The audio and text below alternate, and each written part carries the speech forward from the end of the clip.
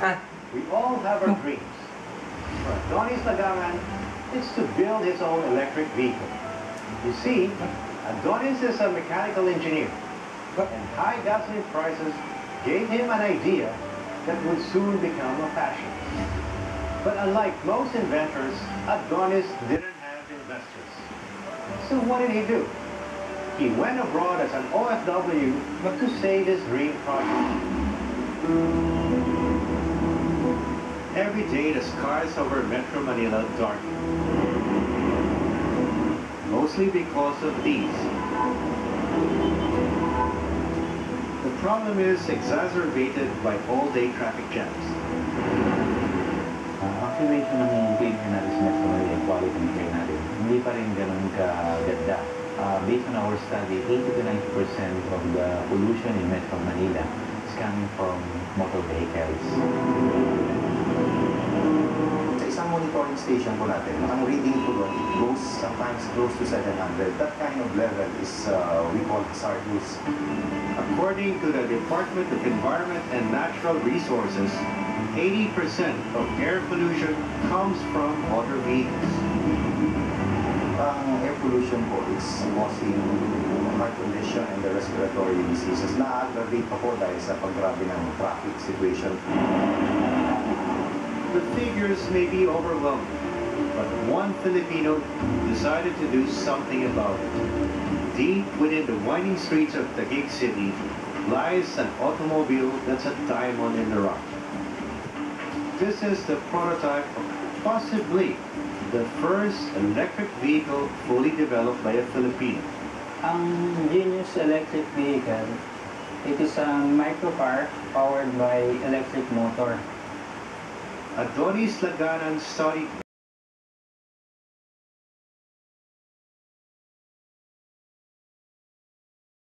prototype. The GEV is already a running machine. It has deep cycle lead batteries, which he hopes to upgrade to lithium-ion by the time it is manufactured. Maganda siyang gamitin sa city dahil maliit lang yung dimensions niya. Ang average speed niya siguro is 65 kph. Pero ang top speed niya, mga lapas 75 kph. Perhaps what is most inspiring is that Adonis had done all these without any support from government or anyone else. Ang pinaka-mabigat na challenge doon yung funding. Hindi ko pa naman na-try na lumapit sa government agencies. Kasi ang alam ko, kailangan meron kang track record sa business eh. He started work on the vehicle 10 years ago, spurred not by air pollution concerns, but by high gasoline prices. Nag-start kami noong 2006. Noong time na yun kasi tumaas yung gasoline price siguro mga 46 pesos per liter.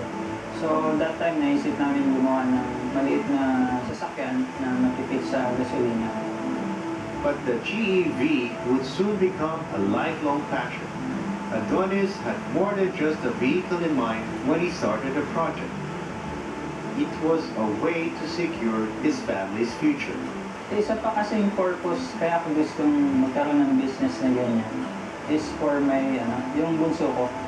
Yung bunso ko kasi anak, deaf siya. Medyo malaki nga yung tuition fee doon. Inisip ko, paglaki niya, mahirapan siyang magkaroon ng source of income. So yun ang inisip ko, put up ng business para later on, siya at yung kuya niya, meron ng business. But right from the get-go, funding had been a huge challenge. He had bills to pay at home, including for his child's special schooling. Adonis thought it was best for him to go abroad and endure being separated from his family. It was one of the toughest decisions he would ever make. Mamimiss mo yung family mo from time to time. Tapos may mga event ka na gusto mo sanang naatinan mo, graduation. Tapos minsan na-hospital sila, hindi ka mapunta ron.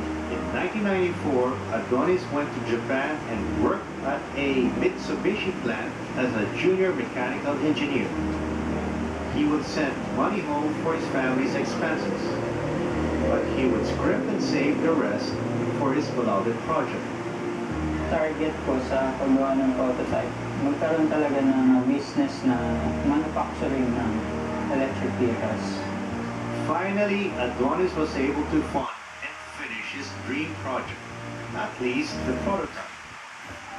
And it couldn't have come at a better time.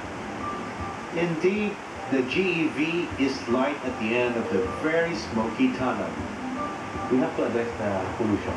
The electric type vehicles is one step in going to the right direction. Pag gumamit po ang karamihan ng Pilipino ng electric vehicle, so alam po naman natin na there will be lesser emissions. Kung sabihin natin kung kalahati yung gagamit, magiging 40% po yun. So malaki po ang ibababang pollution level because of the electric vehicles. Yung mape-prevent natin na pollution, tapos yung masasave natin sa mga health expenses, malaki ang contribution ng EV. With the GEV, Adonis is embarking on a new journey, a road he hopes that would benefit the whole country. The GEV stands as a testament to Filipino innovation, as well as a homegrown symbol for affordable, clean, and green transportation. Dream big or dream small, but dream. Dream like Adonis, who hopes of a bright future for his family with his electric car. Dream for a pollution and noise-free metropolis with e-jeeps and e-trikes. Or just dare to follow your dream. Who knows? You might be the next game changer.